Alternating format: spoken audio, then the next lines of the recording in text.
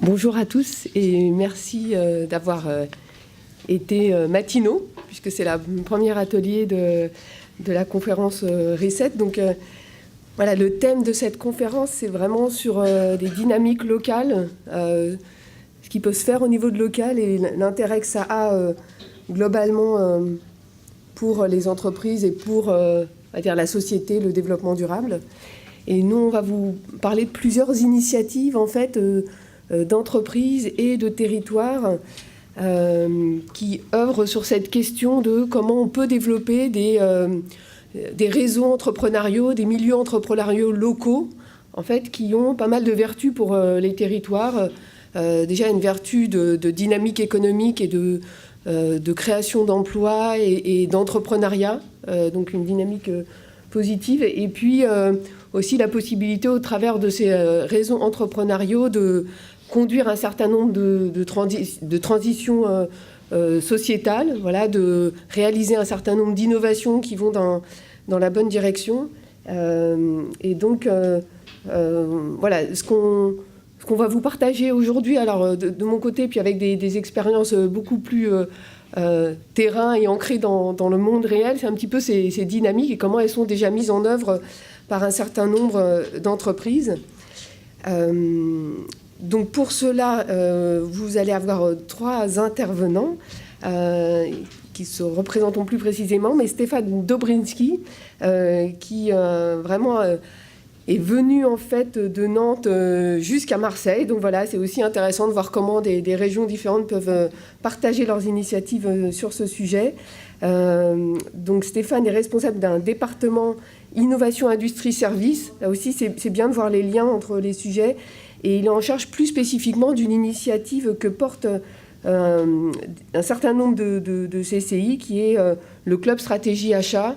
Voilà, donc il expliquera vraiment comment, sur la base de cette fonction de l'achat, ça peut être un vrai levier aussi au niveau d'un écosystème territorial, et quelle est l'ambition de ce club et ses principes de fonctionnement et les bénéfices, en fait, quand on retire déjà le territoire.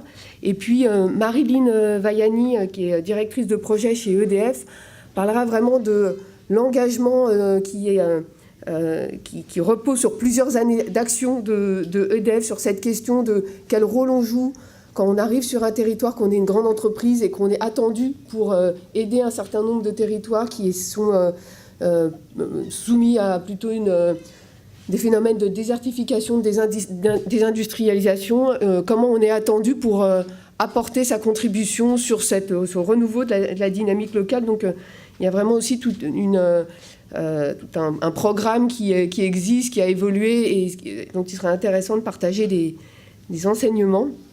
Voilà, et puis moi-même, donc, je travaille au sein d'un cabinet qui s'appelle Utopie.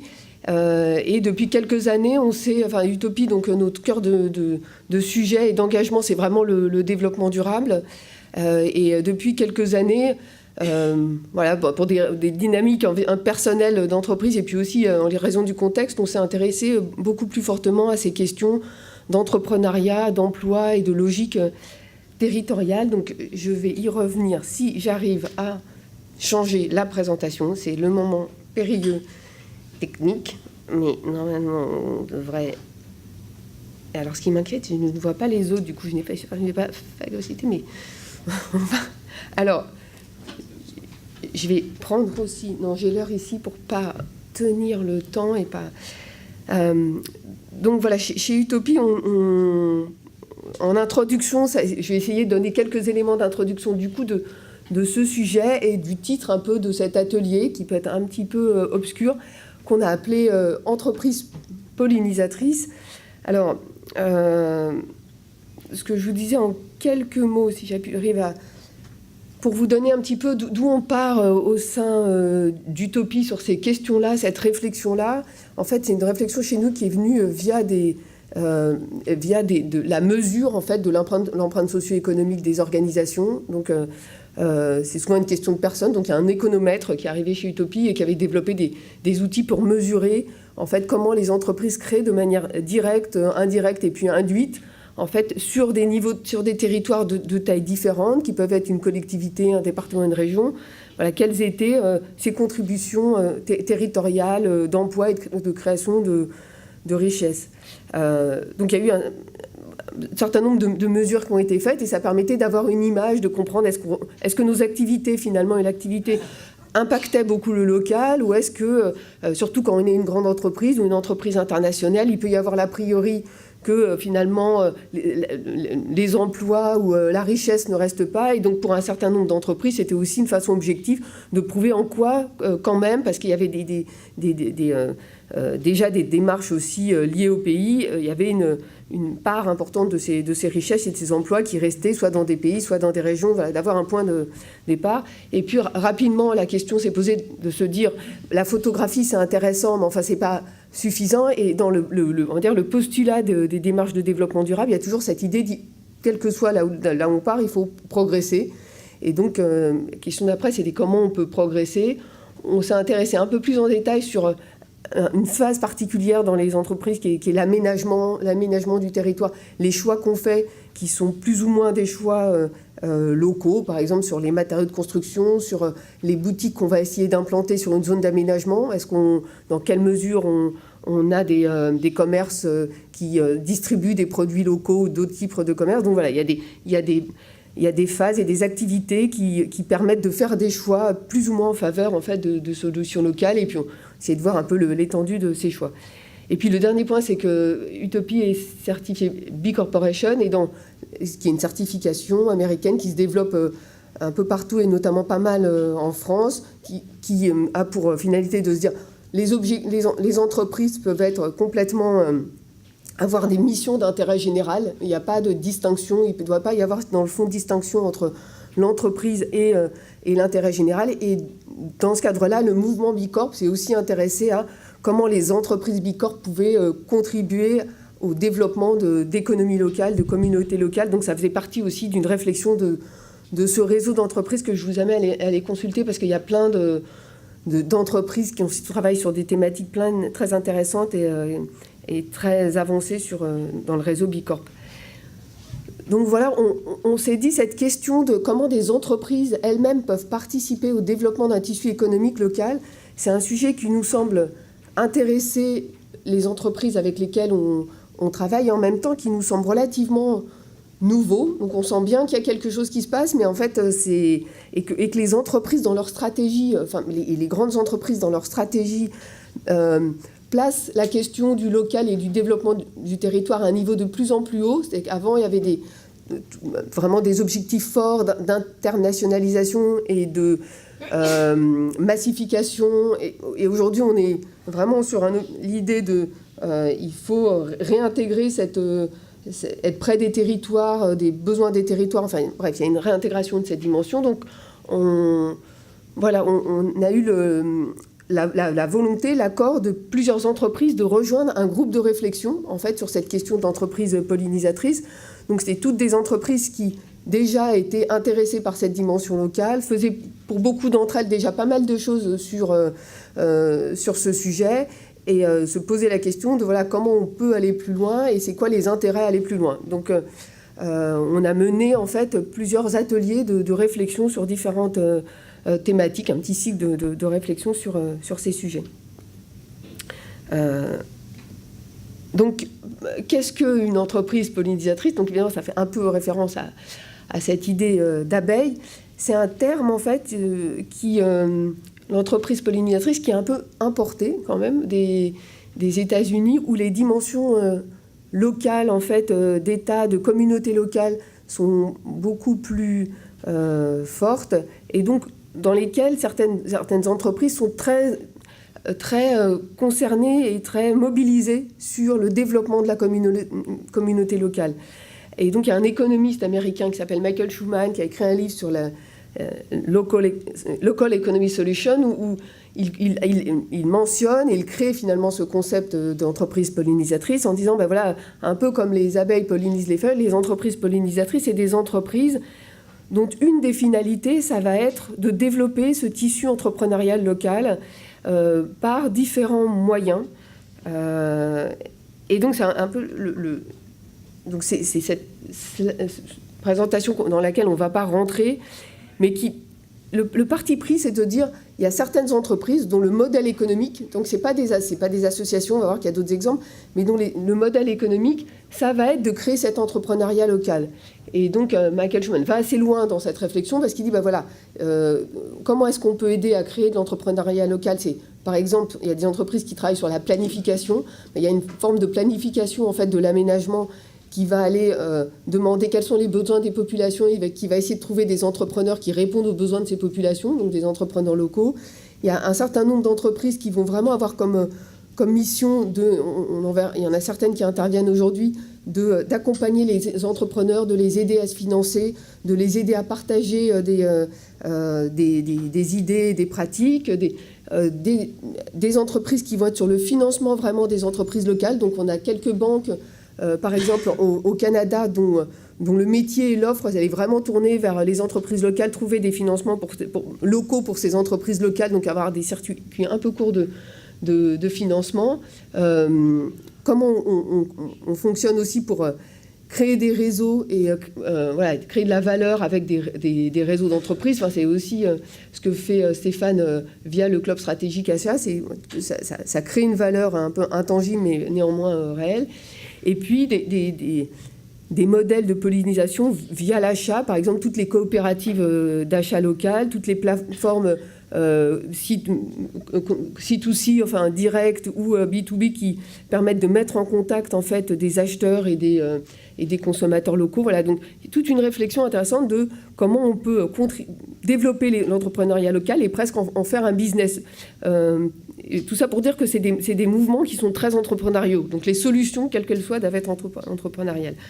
Rapidement, deux exemples pour vous donner. C'est un exemple du coup, américain qui est une communauté de business qui s'appelle Zingerman Community Business, où la spécificité, c'est que c'est une communauté qui, au départ, c'est un traiteur, et c'est un traiteur qui s'est développé, pas en essayant d'exporter en fait, son activité de traiteur dans d'autres États aux États-Unis, mais en se disant, je reste exactement dans ma communauté, mais je vais développer d'autres activités, d'autres entreprises qui sont en lien avec mon activité de traiteur. Donc, je vais, par exemple, développer une boulangerie qui va fournir le traiteur. Je vais développer une petite entreprise qui va développer une coopérative pour fournir aussi l'activité. Et notamment, dans ce cadre-là, ils ont développé une Think Train, qui est une académie en fait, de formation, au départ tournée vers l'interne pour expliquer comment on peut développer l'entrepreneuriat chez ses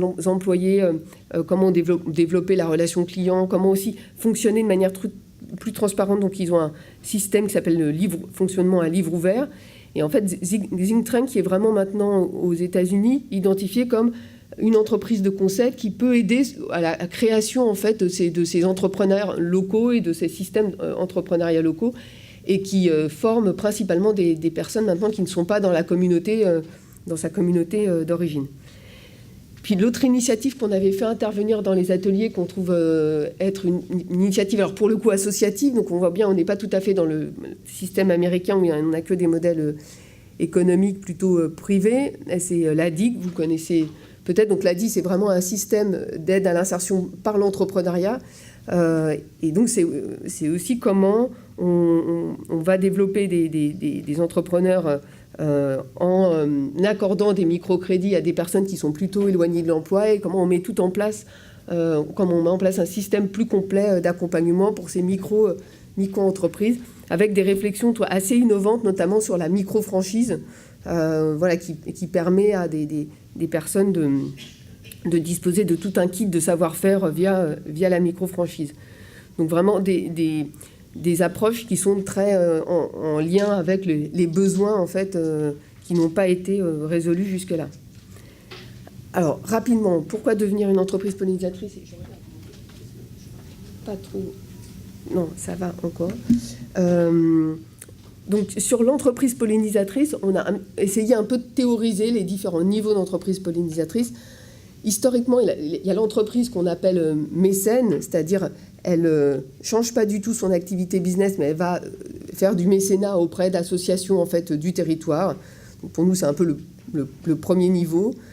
L'entreprise contributrice, c'est-à-dire que c'est une entreprise qui part un peu de son activité, de son modèle économique et de se dire comment mon activité, par exemple en termes d'embauche, en termes d'achat, je peux faire en sorte qu'elle ait des répercussions, enfin maximiser les répercussions positives sur le territoire.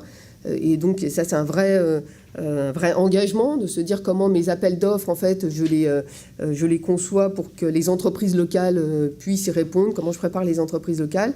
Et qu'on a appelé entreprises pollinisatrices, c'est un peu une question de posture, en fait. Ce seraient des entreprises qui contribuent aussi au territoire, mais qui sont vraiment tournées vers les besoins du territoire et qui se posent la question, c'est de moi, en fonction de mes capacités, de mes ressources, de mes talents internes, comment je vais essayer de contribuer, peut-être avec d'autres, à apporter des réponses aussi à certaines problématiques du territoire dans lequel je me trouve. Alors, très rapidement, sur un peu pourquoi dans quel cadre s'inscrit en fait cette démarche d'entreprise pollinisatrice, et j'irai très vite parce que c'est des tendances que vous connaissez bien, donc je vais les passer très rapidement.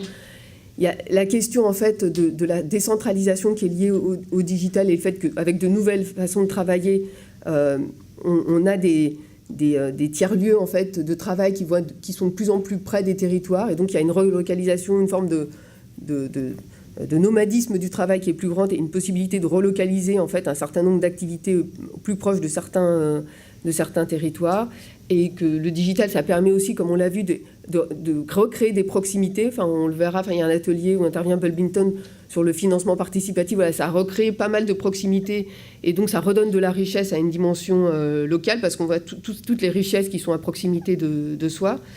Au niveau plutôt État, il y a eu toute une logique de décentralisation de la puissance d'État et de la montée en puissance du coup des acteurs locaux avec la loi NOTRe et l'apparition d'acteurs du coup beaucoup plus, on va dire, puissants et avec des missions beaucoup plus élargies, notamment les métropoles et les régions, voilà, qui deviennent vraiment des acteurs très présents sur le développement économique et comme interlocuteurs des entreprises. En lien avec ça, toutes les transitions, en fait, nous, ce qu'on observe, c'est que quand on parle de transition maintenant énergétique et écologique, on les situe souvent au niveau des territoires. Il y a souvent des projets sur les territoires à énergie positive pour que les territoires s'emparent de ces sujets-là. Et eux-mêmes, ces territoires développent beaucoup d'outils, de points d'information, de plateformes pour permettre à leurs propres entreprises de tirer profit de ces défis. En se disant, sur la transition énergétique, il y a un certain nombre de plateformes de transition énergétique pour aider les entreprises à se positionner sur la rénovation des bâtiments, voilà, pour faciliter l'accès à ce marché. Et je vais dans l'autre sens. Et puis un mouvement plus global de la société, de citoyens qui eux-mêmes sont plus actifs, ont envie de davantage prendre la main sur un certain nombre de sujets et de fait le font à des échelles. Mais donc on voit que voilà, il y a une autre dynamique qui se crée et une dynamique qui est extrêmement mise en avant et valorisée par des médias et par un certain nombre de mouvements qui les mettent sur le devant de la scène.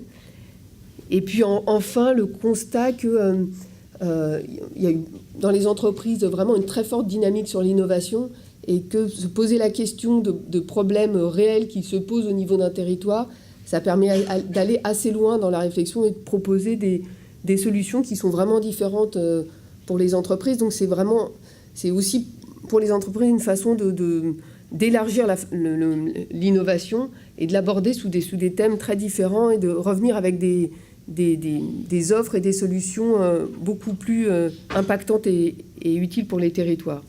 Voilà. Et puis enfin, le dernier point qui va dans le sens de cette relocalisation un petit peu de l'économie et cet intérêt pour le local, c'est vraiment cette question des circuits courts en tant que citoyen consommateur qu'on connaît, qui permet d'avoir plus de traçabilité, de connaissances et de faire un lien assez direct entre l'achat et un impact sur le territoire. Donc par rapport à ça, donc ça s'inscrit dans un certain nombre de tendances. C'est aussi pour ça que ce n'est pas un mouvement isolé, mais c'est un mouvement qui est sa part pour l'entreprise d'un mouvement beaucoup plus global. Dans l'atelier, on a essayé de faire un petit peu le tour. Alors c'est vraiment des premiers éléments et ces questions de pourquoi c'est pertinent pour une entreprise. C'est vraiment du cas par cas, ça dépend des secteurs, ça dépend de l'entreprise, donc à prendre avec précaution. Mais qu'est-ce que ça peut apporter à une entreprise d'avoir ce travail, de se relocaliser et de se dire moi je vais être un acteur de ce développement économique local au niveau de mon territoire. Ce qu'on a vu nous dans notre petit groupe, c'est que ça peut certainement avoir un effet d'attractivité de l'entreprise, parce que notamment si elle est dans un territoire qui oblige finalement, qui a obligé des personnes à aller vivre dans d'autres régions que la sienne, il faut aussi qu'elle soit capable de démontrer la dynamique locale, l'attractivité du territoire. Donc il y a vraiment un partenariat un peu nécessaire entre l'entreprise et le territoire pour montrer que les deux conjointement sont attractives, qu'elle va être un facteur aussi d'intégration, que l'entreprise, parce qu'elle est connectée à son territoire, elle va être un facteur d'intégration pour ses collaborateurs. Ce qu'on a vu aussi, c'est que c'était vraiment un moyen de développer les compétences des collaborateurs, parce que si une entreprise commence à aider d'autres entrepreneurs via, par exemple, du mécénat de compétences, c'est aussi vraiment intéressant pour ses collaborateurs de rentrer en contact avec des entreprises locales, partager son savoir-faire et le développer, parce qu'ils vont répondre à de nouvelles questions, de nouvelles problématiques. Donc c'était vraiment un élément d'engagement et d'évolution des compétences.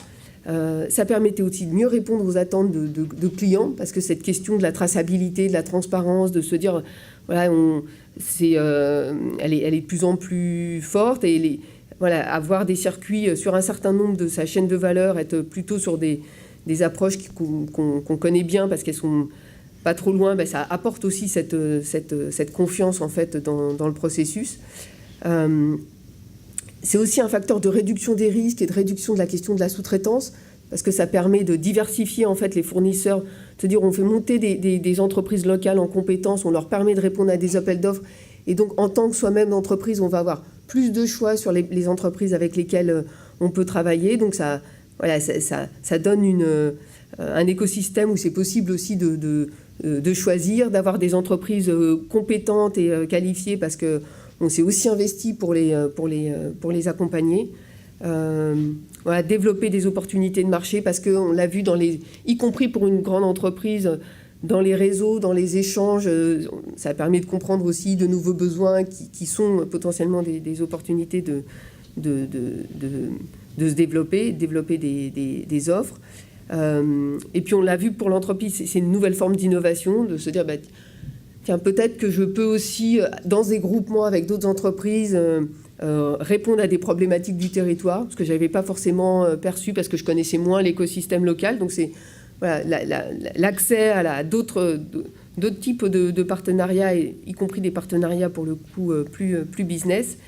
Puis en dernier, je mis, parce que ça veut dire qu'il y a une évolution aussi du projet qui est proposé, mais ça peut permettre de passer dans certains cas de concepts d'acceptabilité de nouveaux projets, où c'est aussi une des pistes d'entrée de grandes entreprises quand elles s'intéressent à l'aménagement, c'est l'acceptabilité d'infrastructures, de projets de développement qui ont une contribution positive, mais qui ont aussi des volets d'impact plus négatifs. Comment toute cette connaissance du local peut à terme les amener de passer des projets qui sont jugés comme acceptables à des projets plutôt désirables.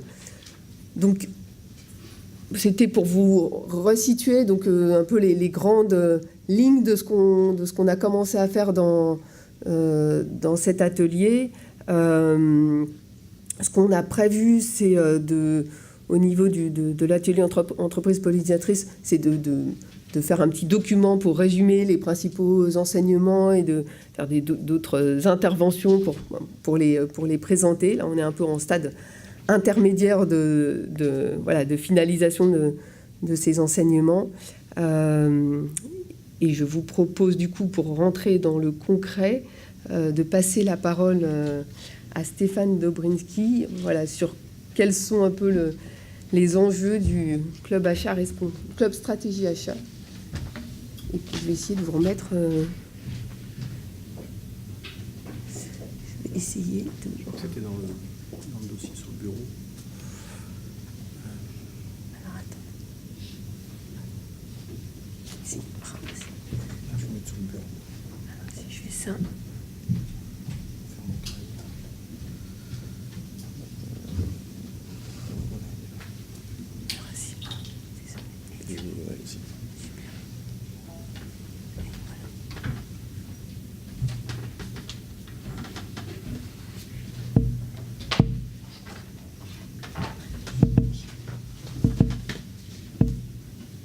Ça, c'est pour la technique, il paraît que c'est pour la caméra.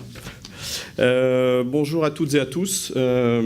Donc moi, l'objectif, c'est que je vous parle du club stratégie achat. Donc effectivement, je viens de Nantes, alors ça circule bien, hein, les avions fonctionnent bien, donc j'ai pu partir tôt ce matin.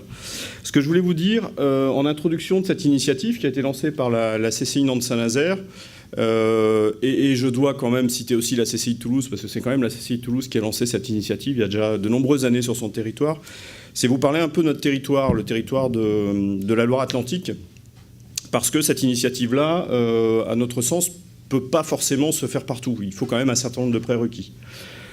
Alors le premier prérequis, pour ceux qui connaissent notre territoire, c'est que c'est d'abord un territoire sur lequel, depuis longtemps, les grands groupes sont présents, avec des centres de décision forts, Airbus, STX, enfin les chantiers de l'Atlantique avant, maintenant STX, et demain Fincantieri, Total, enfin bref, des grands groupes qui sont là depuis longtemps, et donc on a un tissu de sous-traitants également d'industriels actifs, et ça j'y reviendrai tout à l'heure.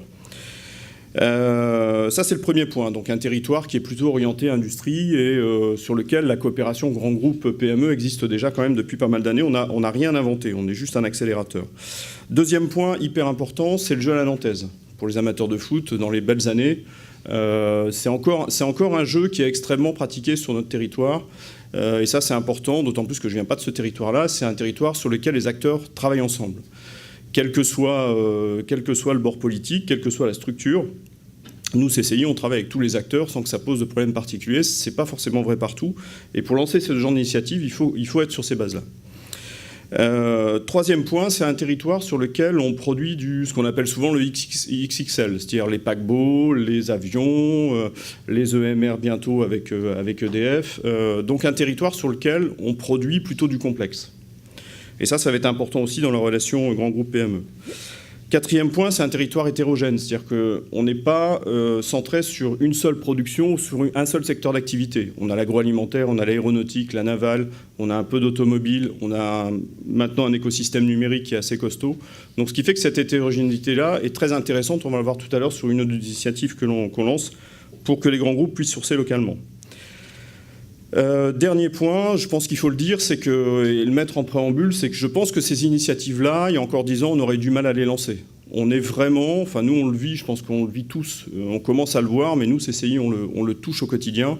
On est vraiment dans une période où les modèles économiques sont en train de changer. Et où les chefs d'entreprise s'en rendent compte, les acheteurs des grands groupes s'en rendent compte aussi, les patrons des grands groupes s'en rendent compte, on est en train de changer d'air. Et ça, il ne faut pas qu'on hésite à se le dire, il y a vraiment des choses qui sont en train de bouger. Je pourrais en parler tout à l'heure aussi rapidement. Alors ce club à stratégie achat, qu'est-ce que c'est?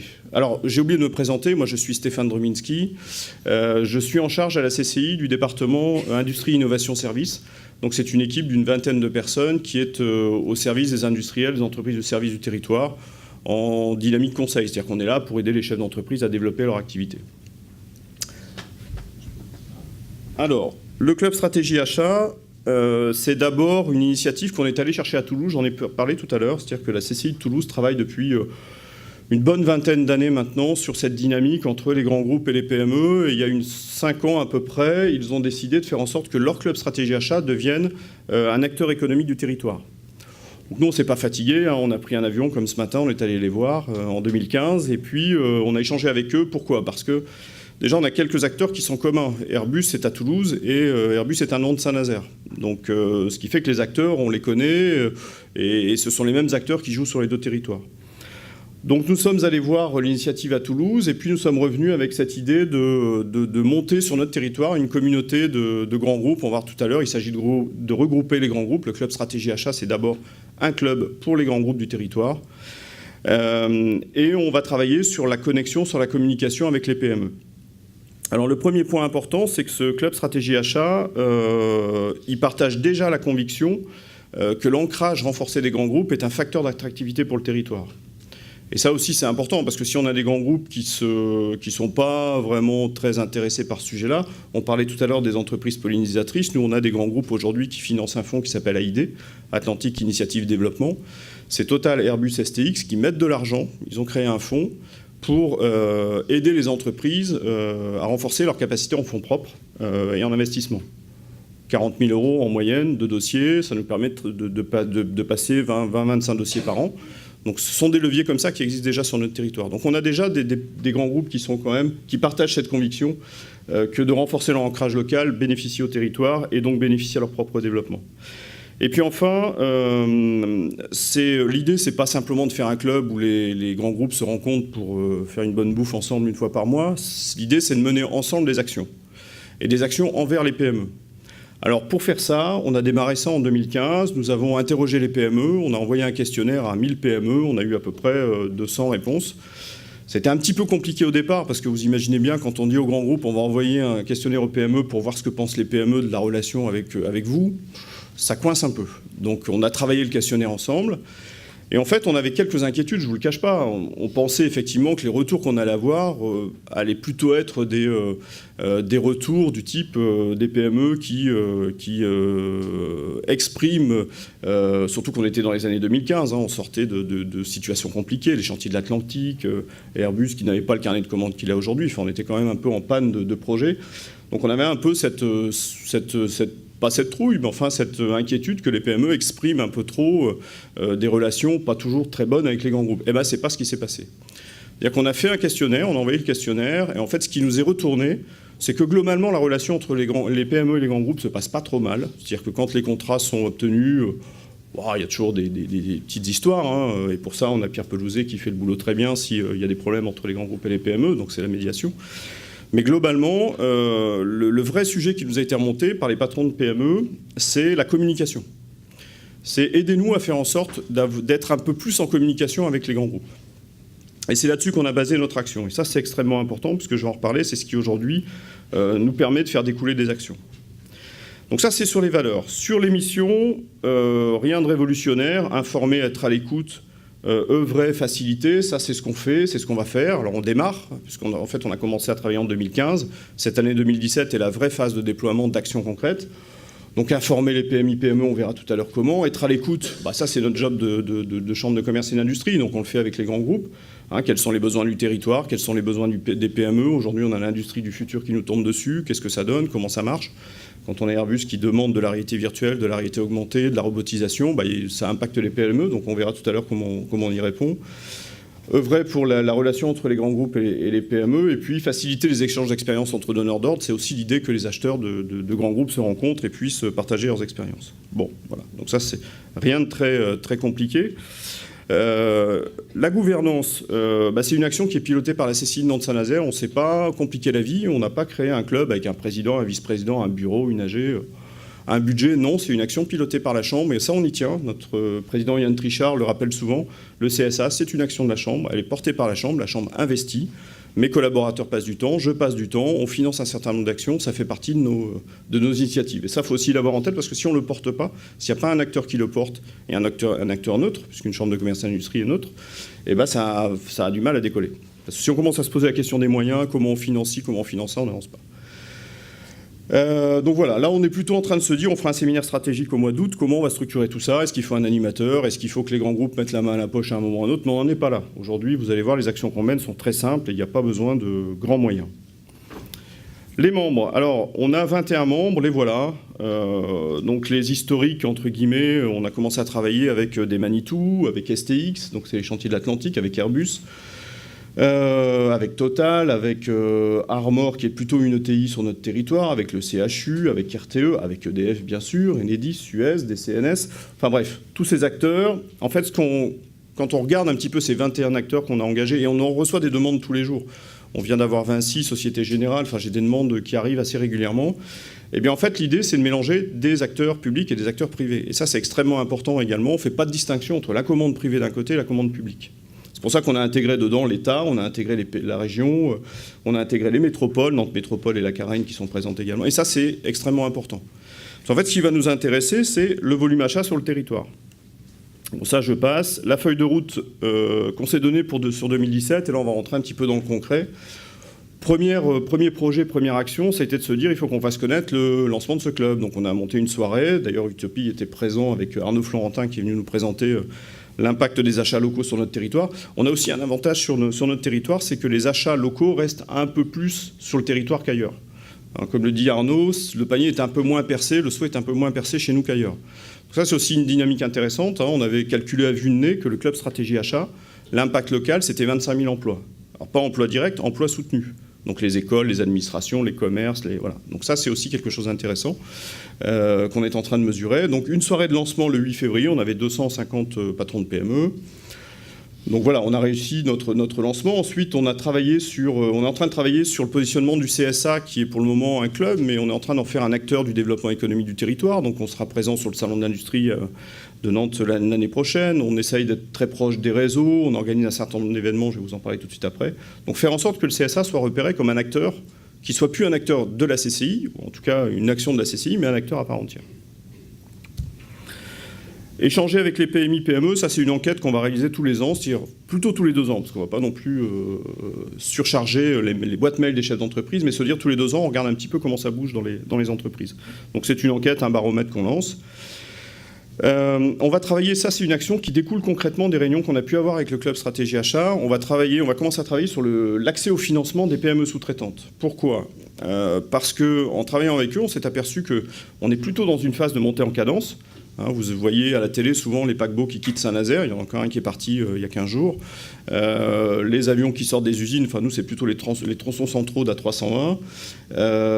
Donc on est plutôt en montée en puissance et on a des PME qui ont du mal à suivre. C'est-à-dire que le constat qu'on fait, c'est que les grands groupes nous interpellent en nous disant ouais, ok, on a de l'activité, mais on a du mal à voir des patrons d'entreprise qui nous suivent, qui investissent dans l'usine du futur, dans la robotisation, dans la réalité virtuelle, dans la réalité augmentée. Donc on est confronté à des problématiques, et notamment dans la navale. Il ne faut pas oublier qu'en 2013, crise de la navale, donc les fonds propres des entreprises n'étaient plus très en forme. Donc aujourd'hui, ces entreprises-là peinent à avoir l'accord de leur banquier. Donc on va voir comment les grands groupes peuvent les aider à avancer sur le sujet. Et puis on travaille en ce moment avec Airbus sur la montée en cadence sur certains secteurs d'activité. On a monté une opération qui s'appelle Aéro 1530. On audite, Airbus nous a listé une liste, enfin nous a donné une liste de 80 entreprises qu'on audite, et on voit avec eux comment aider les chefs d'entreprise à passer le cap de la montée en cadence. Donc, vous voyez, c'est des actions assez concrètes qu'on monte pour le compte des grands groupes, en échange assez direct. On se voit à peu près tous les trimestres, nous on les connaît relativement bien, donc quand il y a une problématique, on la met sur la table. L'idée sur les messages suivants que je voulais vous faire passer, c'est qu'aujourd'hui, les 21 membres que vous avez vus, on est en train de peser ce que ça représente. Ça pèse en gros aujourd'hui à peu près 3 milliards d'euros d'achat. J'ai pas fini de faire le tour, parce que vous imaginez bien que récupérer les chiffres d'achats locaux des grands groupes, c'est pas une affaire facile, même si on y arrive à peu près, on est en train de travailler dessus. Je pense qu'on va se situer entre 3 et 4 milliards d'euros d'achats locaux. C'est-à-dire que c'est la part achat adressée par les grands groupes sur le territoire. Et le but du club stratégie achat, c'est de progresser. Alors on va essayer de monter des taux, par exemple le taux achats locaux par rapport aux achats France, et regarder comment ça progresse. Donc on est engagé dans cette dynamique de progrès. Et les grands groupes jouent le jeu, c'est-à-dire que dès qu'on fait une réunion, ils sont tous là. Le baromètre, j'arrive à peu près à voir les chiffres. Ce qui est plus compliqué, c'est quand les groupes sont nationaux, pour redescendre sur un territoire, c'est pas évident. Mais globalement, on y arrive. Et l'idée, tous ensemble, c'est qu'on fasse progresser cet indicateur. Ce que je voulais juste vous dire, c'est... alors, je ne parle pas du lancement du club stratégie achat, ça j'en ai parlé tout à l'heure rapidement, mais c'est donner un exemple de ce qu'on fait. Cette année, on a décidé d'organiser on a appelé ça les matinales du club stratégie achat. Alors là, je parle de RTE, mais lundi, c'est avec EDF. En fait, le principe, c'est un grand groupe cherche à sourcer de nouvelles compétences, à référencer de nouvelles entreprises. Nous, CCI, on est relativement bien outillés pour inviter les entreprises à venir passer une demi-journée. On demande aux grands groupes de présenter sa stratégie industrielle et sa stratégie achat, parce que le véritable problème, c'est pour un patron de PME, c'est de savoir comment on rentre dans ces grands groupes, à qui on s'adresse, comment on répond, par quel outil. Enfin, ça, c'est pas très simple, sauf pour ceux qui sont déjà habitués. Donc l'idée, c'est qu'on leur donne cette information plénière la EDF, ça va être une plénière assez longue, ça va être une plénière de 3 heures, parce qu'on va parler du nucléaire civil, comment permettre à nos PME, nous on n'a pas de centrale sur notre territoire, donc comment on va permettre à nos PME qui ont un savoir-faire de pouvoir accéder au marché du nucléaire civil. On a les EMR, le parc éolien de Saint-Nazaire, qui, bon, si les recours se lèvent, on va peut-être y arriver un jour à avoir nos éoliennes au large, j'espère. Parce que, petite parenthèse, ça va permettre quand même d'alimenter 700 000 habitants, donc c'est quand même pas rien sur la Loire-Atlantique. Donc les EMR, et puis une partie table ronde sur les biens et services chez EDF. Et donc on va expliquer aux chefs d'entreprise comment on répond à ces appels à projets. Et puis on termine, là, avec RTE, on avait fait 350 rendez-vous B2B entre 28 GIE et une cinquantaine d'entreprises. Et avec EDF, ce sera 80 entreprises et 17 rangs 1. Nucléaire, EMR et biens et services. Donc voilà, ça donne des actions concrètes de mise en relation, encore une fois, entre des grands groupes et des patrons de PME. C'est l'objectif central du CSA, puis on verra après où tout ça nous emmène. Mais aujourd'hui, on est embarqué dans ces actions assez concrètes de mise en relation. On fera quelque chose avec le ministère de la Défense en septembre, et on terminera l'année avec Total au mois de novembre. Voilà, je vous ai présenté ça relativement rapidement. Je pense qu'il y aura peut-être des questions à la fin. Oui, si ça vous va, Donc bonjour à tous. Marilyn Vaiani, je travaille au pôle énergie renouvelable d'EDF à l'état-major, et précédemment j'ai travaillé pendant plusieurs années à la production hydroélectrique qui fait partie aujourd'hui du pôle énergie renouvelable sur un programme qui s'appelle Une rivière, un territoire. Donc aujourd'hui je vais vous parler de la manière dont et des leviers d'action qu'on met en place pour travailler avec le territoire, en m'appuyant sur plusieurs expériences, donc notamment Une rivière, un territoire, mais d'autres également. Et à la fin, vous faire un petit retour qui est plus un retour d'expérience, mais personnel, là, sur à la fois les difficultés, mais aussi les bénéfices qu'une entreprise peut en tirer, qui n'était pas forcément ce que j'avais en tête au départ quand on a commencé à développer ce type d'action il y a plus de 5 ans maintenant. Donc, très rapidement, le pôle énergie renouvelable d'EDF, en fait, couvre les... Veuillez bien parler dans ces micros directifs, parce que l'on parle bien, vous êtes trop loin des micros. Vous m'entendez, là? C'est bon? Comme ça?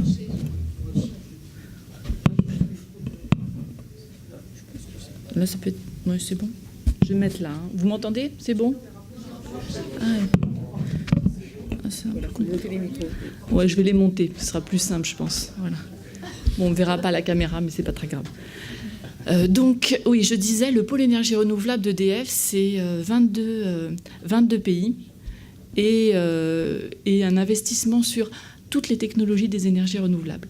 La première, la plus ancienne, l'hydroélectricité, la plus importante aussi aujourd'hui, mais également l'éolien, le solaire, la géothermie, la biomasse, les énergies marines, on en a parlé tout à l'heure. C'est aussi un levier de développement important pour EDF aujourd'hui, avec un objectif d'arriver à 50 gigawatts de production installée d'ici 2030. Et ça veut dire quoi? Ça veut dire plus de 2 milliards d'euros par an d'investissement dans les énergies renouvelables. Ce n'est pas forcément la dimension la plus connue d'EDF, mais il faut savoir qu'aujourd'hui, c'est un levier important. Autre chose qu'on sait moins aussi, EDF est également leader des énergies renouvelables en Europe. Pareil, quelque chose qui n'est pas forcément très connu. Et 2 enjeux derrière tout ça pour nous, je les ai mis là, et ça a un lien clairement derrière avec le type d'action et d'interaction qu'on a avec le local. Le premier, c'est un enjeu d'innovation.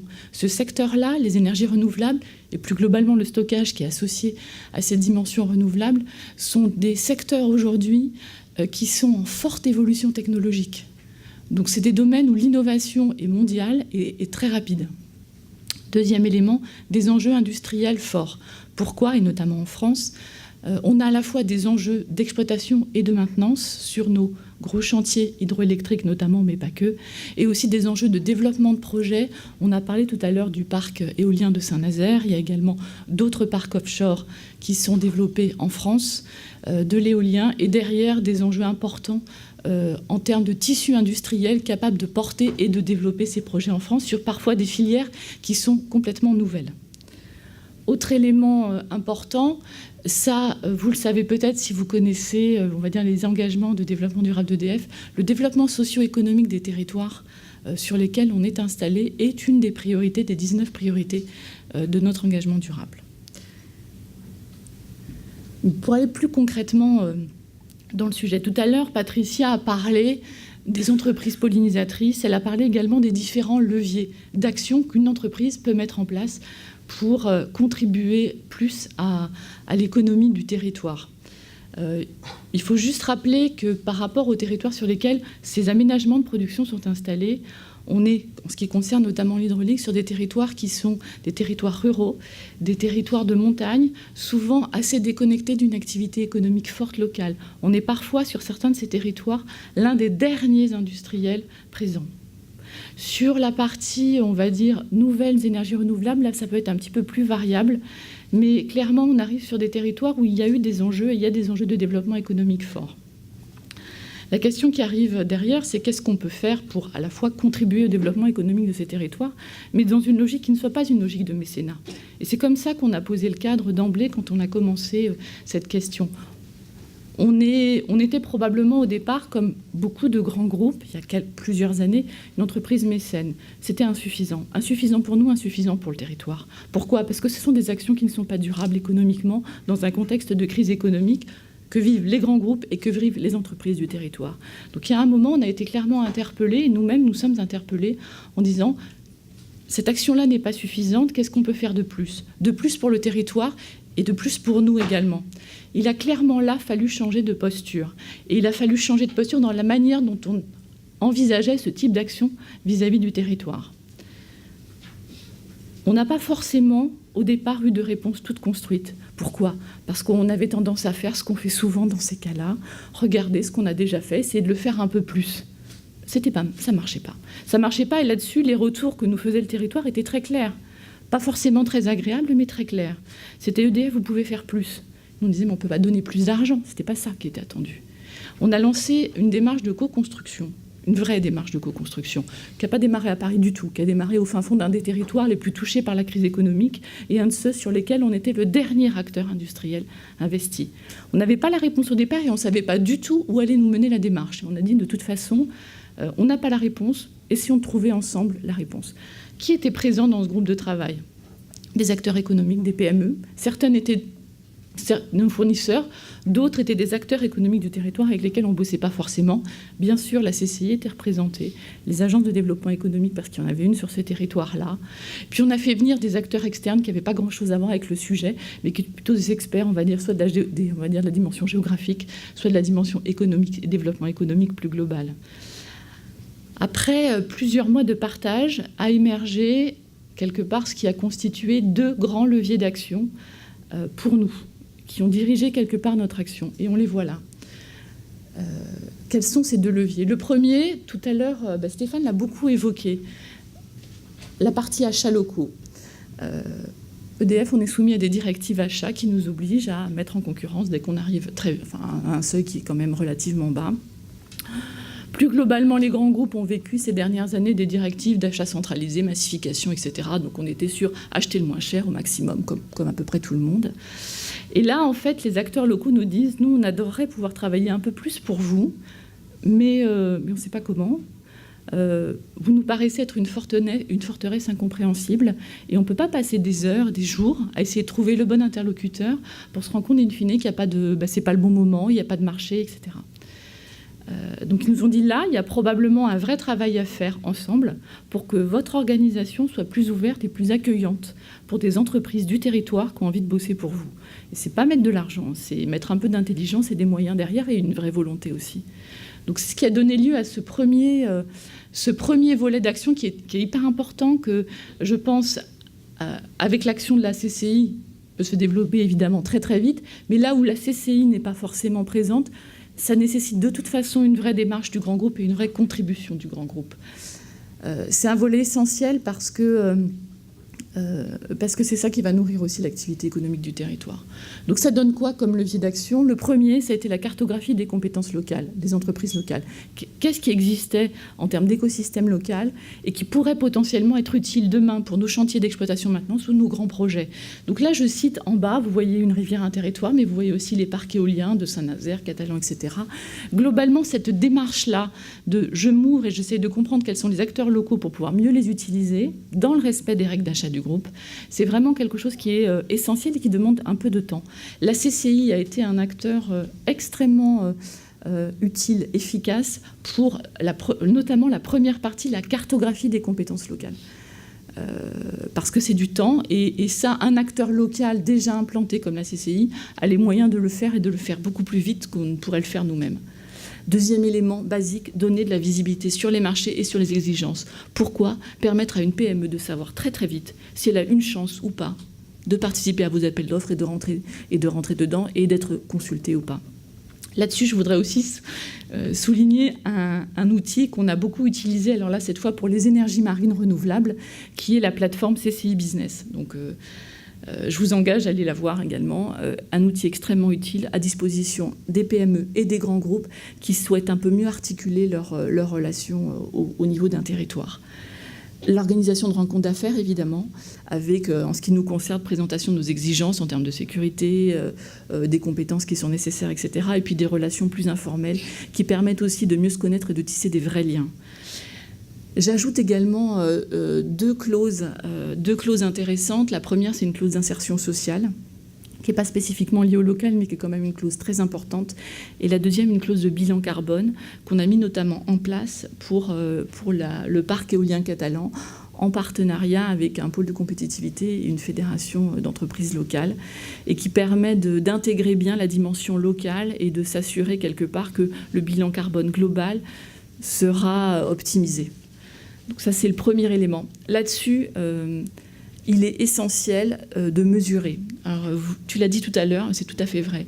Le premier travail qu'on a fait, c'est faire un état des lieux de nos achats locaux.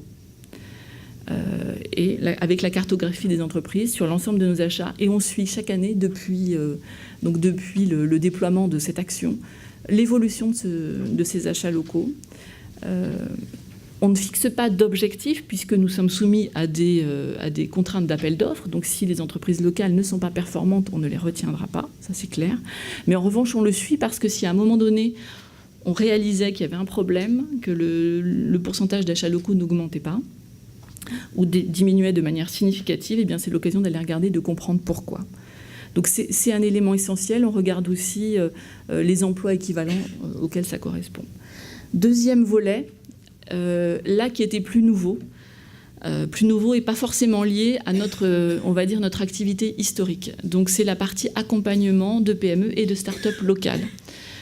Comme beaucoup de grands groupes, on avait mis en place une démarche d'open innovation maillée au niveau international. On avait mis en place un fonds de corporate venture, mais il n'existait pas d'équivalent au niveau local, au niveau français. Et en fait, ce qu'on a mis en place là, c'est cet équivalent-là, en disant l'innovation, elle n'est pas uniquement dans la Silicon Valley et en Chine. Elle peut aussi se trouver au cœur de certains territoires. C'est pas forcément évident, mais c'est possible. Et donc, on a mis en place quelque part le réseau, avec l'appui là aussi des partenaires. Alors là, c'était plus les pôles de compétitivité, les agences de développement économique, capables de détecter des boîtes intéressantes dans les domaines de l'eau, dans les domaines de l'énergie et de l'environnement, qui sont les secteurs très adhérents au pôle énergie renouvelable. Et derrière, l'idée, c'est à la fois de capter l'innovation qui existe sur ces territoires, de l'accompagner au travers d'un financement local. Donc on a mis en place un fonds d'investissement local, mais également au travers de démarches de co-construction, de co-développement, de co-innovation.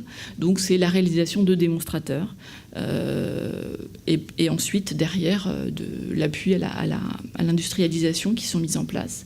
C'est aussi l'organisation d'ateliers, de rencontres ou de lieux spécifiques dédiés à l'innovation. Donc, dans le cadre d'une rivière un territoire, par exemple, ont été mis en place sur chacune des régions où une rivière un territoire est déployée, ce qu'on appelle des ateliers de l'innovation, où on fait venir des experts du groupe EDF, qui peuvent venir de n'importe où en France et dans le monde, d'autres experts internationaux sur certains sujets, et des acteurs locaux qui ont des projets. Alors, je pense par exemple à la méthanisation, à la robotique sous-marine. Donc, qui ont des projets qui peuvent à la fois nous intéresser, nous, et qui sont en demande d'une expertise qui n'est pas forcément disponible sur ces territoires précis. Et on crée finalement en un lieu donné, à un moment donné, un espace de rencontre et ensuite un mécanisme de suivi régulier de ces projets pour les accompagner. C'était un des retours qui nous avait été fait de manière très claire lors du travail de co-construction en disant « EDF, vous avez une grande expertise au niveau de votre R&D, de vos ingénieries. Pourquoi vous ne la mettez pas au service du territoire et des entrepreneurs du territoire ?» Et le travail est de dire comment on peut le faire, et comment on peut le faire dans une démarche qui soit aussi bénéfique pour nous. OK. Et dernier élément en termes d'action, c'est l'accès aux laboratoires et aux centres de recherche EDF qui a été mis en place et qui a été ouvert. Un des exemples, si ça vous intéresse, c'est Concept Grid, donc qui est un micro-réseau qui permet de tester des dispositifs intelligents et de les simuler en grandeur quasi réelle. Donc, dernier point, en conclusion, et sans rentrer dans le détail, parce que si ça vous intéresse, je vous engage vivement à aller regarder les sites web des différentes agences Une rivière, un territoire, du parc éolien de Saint-Nazaire.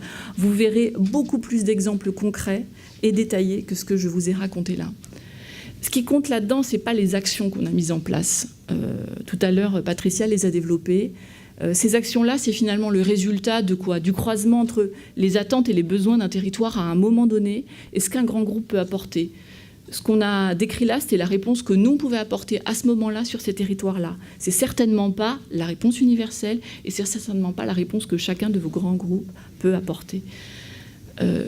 Un élément important, je l'ai dit, c'est la co-construction, mais une vraie co-construction. Et en amont, c'est un changement de posture. C'est finalement passer, comme le disait Patricia, de l'entreprise mécène ou simplement contributrice à l'entreprise pollinisatrice. Et c'est quoi pour moi l'entreprise pollinisatrice ? C'est une entreprise qui a la conviction, pas forcément prouvée au départ, la conviction qu'en travaillant autrement avec le territoire, elle arrivera à ce qu'il y ait des retombées positives plus importantes pour le territoire, mais aussi des bénéfices réels pour elle. Quand on rentre dans cette démarche, on ne peut pas le prouver, c'est vraiment une conviction et une intuition. Aujourd'hui, moi, j'ai la certitude qu'il y a des bénéfices réels à travailler de cette manière-là. Et pour moi, les bénéfices que je vois aujourd'hui, le premier, ça nous a permis de renforcer un écosystème industriel local sur des segments de la chaîne de valeur de nos métiers où il y avait un vrai besoin d'avoir une disponibilité et une performance locale qui était essentielle. Je vous donne un exemple. Pour la réparation des conduites forcées, c'est des travaux très particuliers où on a parfois besoin d'interventions très rapides. C'est une expertise assez pointue. Il est essentiel qu'on puisse avoir ce type de compétences pas trop éloignées de nos aménagements hydroélectriques. Donc ça veut dire situé dans plusieurs bassins. Je peux vous donner plusieurs exemples comme ça, où en fait le local est juste essentiel à notre performance industrielle.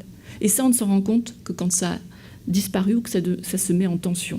Donc ça, c'est un élément essentiel. Et là, c'est là où il y a quelque chose à gagner des deux côtés. Deuxième élément, ça a vraiment renforcé, en tout cas moi j'en ai la conviction, notre capacité d'innovation ouverte, et ça au cœur des métiers. L'innovation, l'open innovation dont on parle beaucoup, c'est pas uniquement le sujet de la R&D ou des équipes Open Innovation Corporate. En réalité, pour que ça fonctionne, il faut que ce soit intégré au cœur des métiers et au cœur de l'exploitation. Et ça, on va être clair, si on le met en place juste dans une équipe corporate qui travaille avec le corporate, ça ne fonctionnera pas. Et avec des boîtes qui sont situées très loin, ça ne fonctionnera pas. Faire un démonstrateur, ça veut dire quoi un démonstrateur ? C'est un projet qui ne va pas forcément coûter très très cher, avec une boîte de la Silicon Valley ou de Chine, et des acteurs qui sont situés au fin fond d'une vallée des Pyrénées. M'étonnerait que ça marche. Pourquoi ? Parce que simplement économiquement, ça n'a juste pas de sens.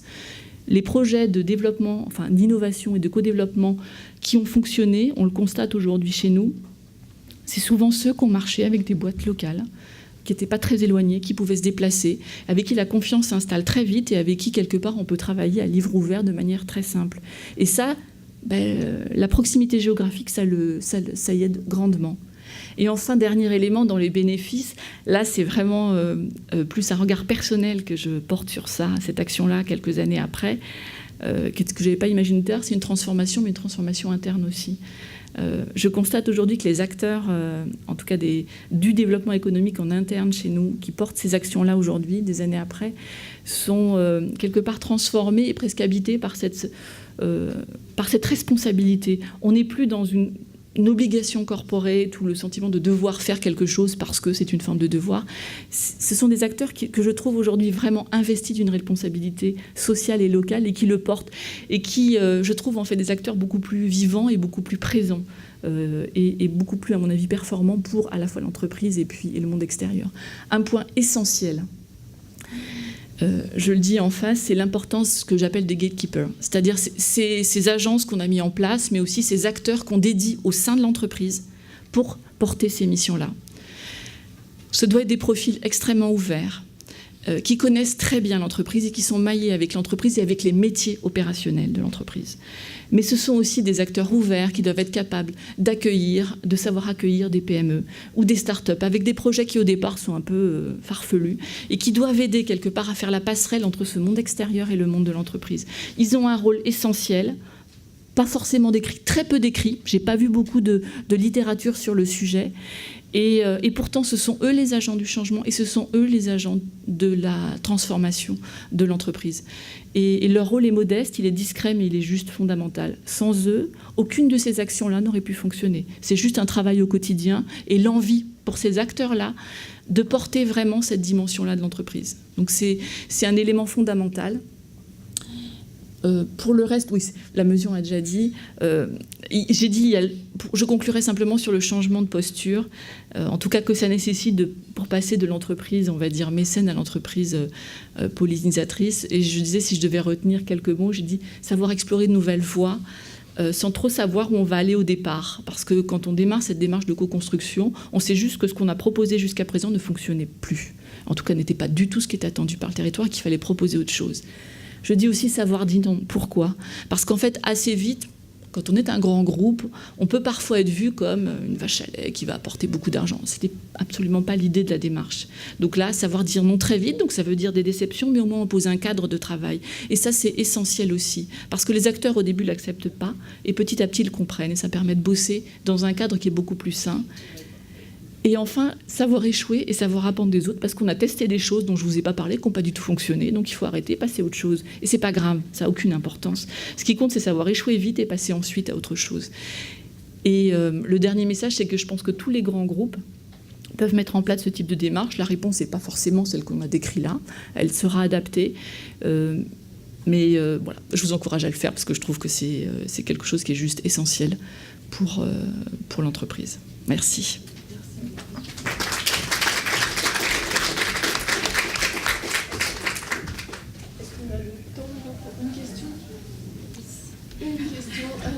Bon, bah, madame, non, voilà, c'est la personne la plus rapide à lever la main. Moi, je voulais savoir ce que l'on appelait dans le temps jadis les pôles de compétitivité.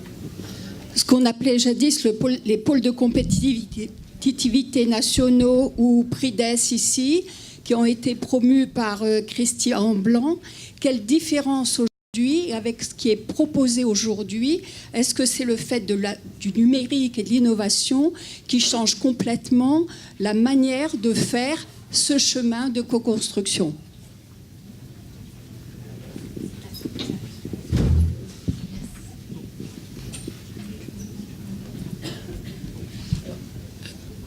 Vous m'entendez?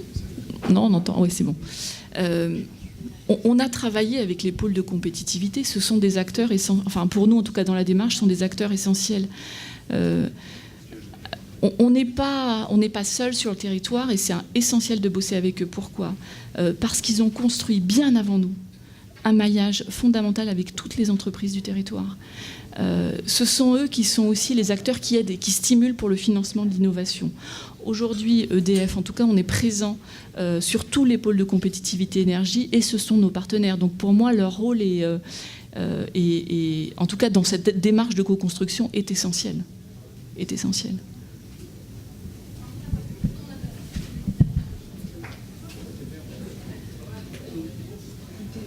Je propose qu'il y ait une deuxième question. On a le temps pour une deuxième question, du coup. Alors, madame elle avait déjà levé la main juste avant. Okay. Je dirais la justice de la question.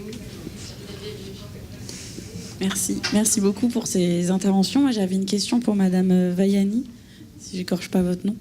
Vous parliez dans les premiers slides d'un objectif à 2030 de produire 50 gigawatts, si je ne me trompe pas, d'électricité à base d'énergie renouvelable, au global, sur un total de combien? Quelle est la part que ça représente par rapport à tout ce que vous produisez? Aujourd'hui, là je parle de monde. Aujourd'hui, c'est plus de 20%.